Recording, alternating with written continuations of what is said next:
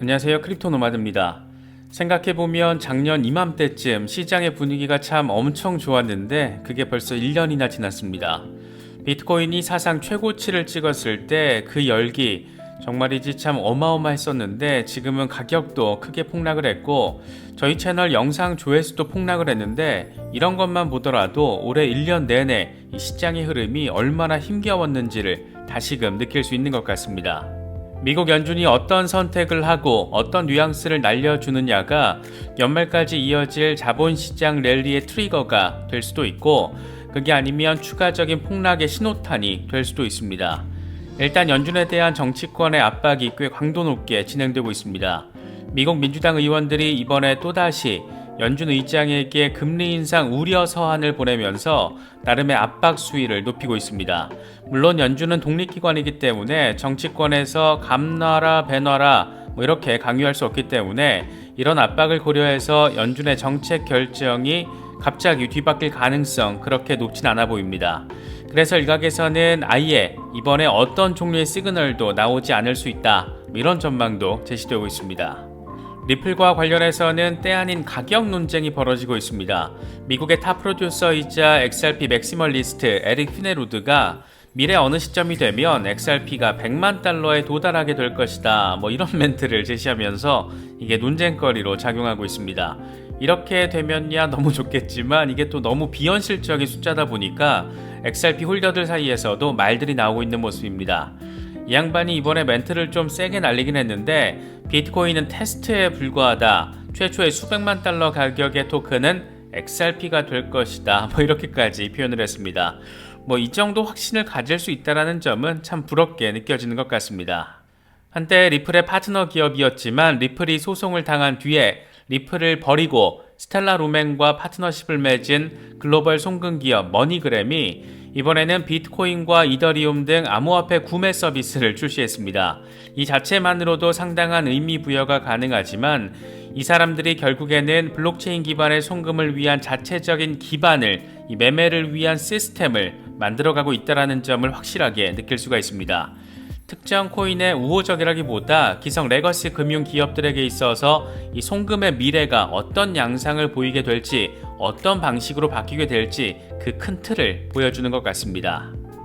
요즘 후오비 글로벌에 대한 기사가 꽤 많이 나오고 있는데 이번에는 본사가 카리브해 지역으로 이전한다라는 소식이 전해졌습니다. 저스틴 선이 후오비 글로벌의 어드바이저로 합류한 뒤에 이 거래소가 꽤 주목받는 경우가 많은 것 같습니다. 이 카리브해 지역에서 가장 암호화폐 친화적인 국가로의 도약을 시도하고 있는 도미니카 공화국이 최근 트론을 국가지정 블록체인으로 선정하기도 했습니다. 뭔가 또 하나의 큰 흐름이 이 지역을 중심으로 만들어지는 것 같아서 반갑게 느껴집니다. 단기적으로는 적잖은 변동성 가능성이 제시되고 있습니다. 지나친 욕심은 자칫 화가 될 수도 있는 상황이니까 차분하게 시장 바라보시고 대응하실 수 있으면 좋겠습니다. 본격적인 시작에 앞서서 좋아요와 구독 또 알림 설정 꼭 부탁드리겠습니다. 영상 제작에 아주 큰 도움 된다는 말씀 함께 드립니다. 그럼 시작하겠습니다. 미국 정치권도 연준의 고강도 긴축이 부담스럽긴 엄청 부담스럽나 봅니다. 당장 중간선거가 일주일 앞으로 다가온 상황에서 서민들 지갑들 조여버리는 일들이 이어지고 있으니까 발등에 불이 떨어지는 모습을 보이는 것도 어쩌면 당연한 것인지 모르겠습니다. 이번에 민주당 의원들이 또다시 연준 의장에게 서한을 보내서 공격적인 금리 인상 계획에 대한 우려, 이게 가계 경제에 고통을 줄 수 있다라는 경고, 이런 것들을 전달했다라고 합니다. 여기에는 엘리자베스 워렌 상원 의원, 버니 샌더스, 그리고 케이티 포터 하원 의원 등이 이름을 올렸다고 하는데 연준이 너무 공격적으로 움직이고 있다라는 여러 경제학자들의 발언을 강조하면서 연준 의장을 압박했습니다.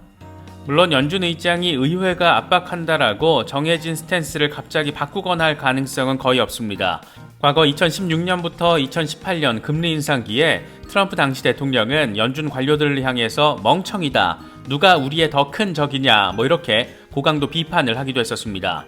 그만큼 당시에도 제롬 파월이 연준 의장이었는데 당시에도 파월 의장은 대통령의 잇따른 비판과 압박에도 금리 인상을 추진했던 그런 인물입니다.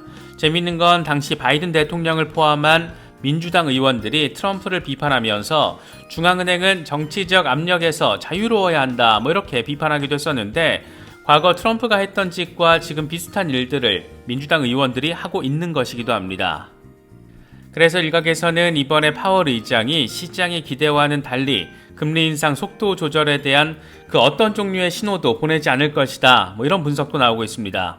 토마스 호닉 전 캔사스시티 연은 총재는 폭스 비즈니스와의 인터뷰를 통해서 연준은 인플레이션이 언제까지 이어질지 모르기 때문에 금리 인상의 끝점을 염두에 두고 있지 않을 것이다. 그래서 그들은 FOMC 회의 이후에 멘트를 날리는 것을 매우 조심스럽게 생각할 것이고, 그래서 어떤 종류의 신호도 보내지 않기를 원할 것이다. 이렇게 분석을 했습니다. 물론 12월 FOMC까지는 아직 시간이 좀 많이 남아있고 11월에 CPI 또 고용보고서 등의 결과가 큰 영향을 미칠 것이기 때문에 지금 단계에서 어떤 방향성을 제시한다라는 게 사실 현실적으로도 그렇게 간단치는 않아 보입니다. 어쨌든 시장에서는 12월부터 금리 속도 조절이 필요하지 않겠느냐 이런 기대감이 강하게 깔려 있는데, 과연 어떤 결과로 이어지게 될지 주목되는 상황입니다. 요즘 이래저래 긍정적인 소식들만 전해주고 있는 리플과 관련해서는 때 아닌 XRP 가격 논쟁에 불이 붙었습니다. 저도 이게 뭔 소린가 싶어서 찾아봤더니 미국의 탑 프로듀서이자 XRP 맥시멀리스트인 에릭 피네루드가 한마디를 한 게 시발점이 됐는데, 그 멘트가 꽤나 수위가 높습니다. 이 양반은 자신의 업무와 관련해서 돈을 쓸 때도 매일 XRP로 결제하고 있을 정도로 XRP 맥시멀리스트입니다. 이 양반은 자신의 트위터를 통해서 비트코인은 단지 테스트에 불과하다. XRP는 최초의 수백만 달러 가격의 토큰이 될 것이다. 미래 어느 시점이 되면 XRP 10개가 1000만 달러가 될 것이다. 은행이 운영이 되기 전에 직접 은행이 되라. 이런 멘트를 날려버렸습니다.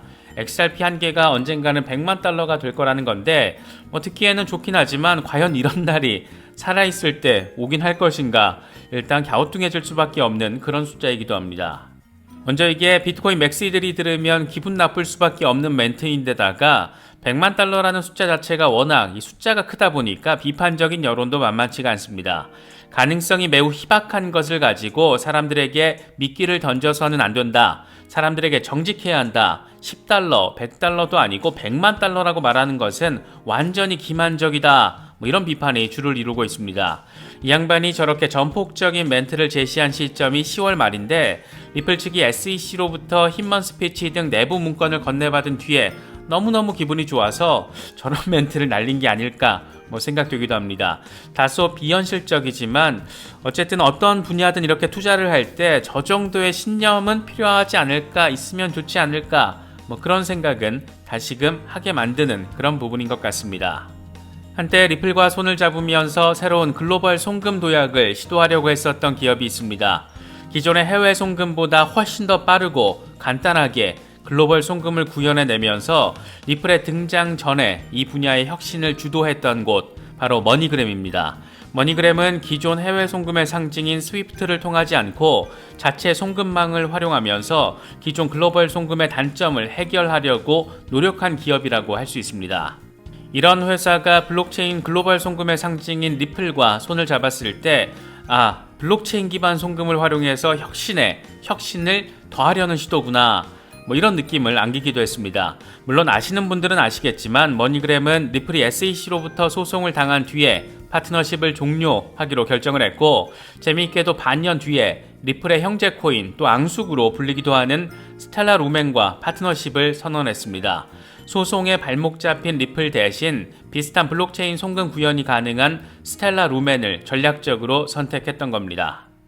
이 회사는 이미 스텔라 기반의 스테이블 코인 플랫폼을 출시했는데, 스텔라 블록체인의 디지털 월렛을 가진 사용자는 자신의 보유 자산을 USDC로 전환을 할 수 있고, 그러니까 크립토를 USDC로 바꿀 수가 있고, 머니그램 네트워크를 활용해서 이걸 다시 현금화할 수가 있습니다. XRP가 브릿지 통화 역할을 하는 것처럼 스텔라 기반의 USDC를 브릿지 통화로 활용하면서 글로벌 송금과 결제 등이 가능한 플랫폼을 구축하며 나름의 혁신을 잘 일구고 있는 그런 곳이다, 이렇게 평가도 가능합니다. 이런 머니그램이 이번에는 미국 이용자들을 대상으로 비트코인과 이더리움, 라이트코인 등의 암호화폐를 사고 팔 수 있는 서비스를 출시했습니다. 암호화폐 ATM 기업인 코인미와 협업을 통해서 진행을 하는 겁니다. 앞서 두 회사는 미국 리테일 매장에서 비트코인 구매 서비스를 제공하기도 했는데 이번에는 아예 머니그램이 거래소의 역할을 할 수 있게끔 머니그램 고객들이 크립토를 직접 매수할 수 있게끔 그렇게 영역을 더 확장해버린 겁니다. 이런 걸 보면 머니그램의 야심이라는 것을 느낄 수 있는 동시에 지금의 레거시 금융 기업들이 블록체인 웹3 시대가 도래했을 때 어떤 양상으로 신사업 영역을 구축할지 하나의 모델 케이스를 제시해 주는 것 같기도 합니다. 결국 암호화폐와 경쟁하는 게 아니라 이걸 수용하고 받아들여서 새로운 영역을 받아들이는 쪽으로 정리가 되는 그런 모습인데 분위기 보아하니까 머니그램의 암호화폐 매매 서비스는 시간이 갈수록 그 대상이 더 확대될 가능성이 상당히 높지 않을까 그렇게 생각이 됩니다. 트론의 창시자 저스틴 선이 후오비 글로벌의 어드바이저로 합류하면서 확실히 이 레거시 미디어에 노출되는 빈도가 늘어난다는 게 체감적으로 느껴집니다. 워낙 입털기를 좋아하는 인물이고 인싸 기질이 워낙 강하다 보니까 어쩌면 예측 가능한 결과로도 바라볼 수가 있는데 이번에는 후오비 글로벌이 카리브해 지역으로 본사를 이전한다라는 소식입니다. 물론 저스틴 선이 직접 밝힌 내용이기도 하고 이게 기사화되는 과정을 거쳤습니다. 저스틴 선은 자신의 트위터를 통해서 카리브해 지역은 암호화폐 우호적인 스탠스를 취하고 있다. 기본적으로 영어를 모국어로 사용하는 국가가 많아서 암호화폐 비즈니스를 하기에 적합한 기반을 갖추고 있다. 도미니카 공화국, 파나마, 바하마 등 카리브해 연안 국가들은 암호화폐 규제와 관련해서 글로벌 시장을 선도하고 있다. 후오비 글로벌의 본사 이전을 통해서 현지 직원 200명을 추가로 고용할 수 있기를 희망한다. 이렇게 떡밥 던지는 멘트까지 직접 밝혔습니다. 앞서 도미니카 공화국은 트론을 국가 지정 블록체인으로 선정하기도 했는데 작은 나라든 큰 나라든 선진국이든 후진국이든 이렇게 국가적인 차원에서 암호화폐나 블록체인을 채택하고 수용하고 받아들이려는 모습은 앞으로의 미래가 어떻게 될지 대강의 그림을 미리 보여주는 것 같습니다. 바이낸스 CEO 창펑자오가 나름의 의미 있는 멘트를 잇따라 내놓기도 한 하루였습니다.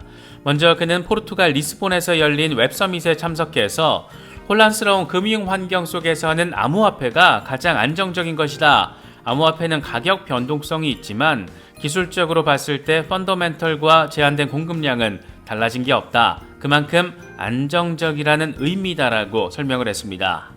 이어서 자신의 또 다른 트윗을 통해서는 비트코인이 폭락의 역사를 반복했다라는 점을 간단히 보여주면서 리스크와 변동성이 크기 때문에 리스크를 잘 관리하는 법을 배워야 한다 이렇게 강조했습니다. 그는 2014년 비트코인이 $200로 폭락, 2018년에는 $3,000로 폭락, 2022년 올해는 $20,000로 폭락, 2026년에는 아무도 모른다 이렇게 멘트를 날렸는데 4년 전에 비트코인 $3,000라는 걸 바라보고 있으니까 어쩌면 우리는 4년 뒤에 비트코인이 $20,000였던 때를 엄청나게 눈물 흘리면서 그리워하게 되지 않을까 그런 생각이 드는 것은 꼭 기분 탓만은 아닌 것 같습니다. 밤사이 꽤나 큰 변동성 장세가 예상되고 있습니다.